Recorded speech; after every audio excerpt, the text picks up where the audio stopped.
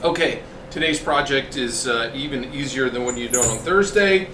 I want you to take off the keyboard all the way, take off the bezel around it, remove the keyboard, paying attention to what cables get disconnected and reconnected when you do a keyboard. Take a picture of the keyboard off and next to the laptop, then put it back together.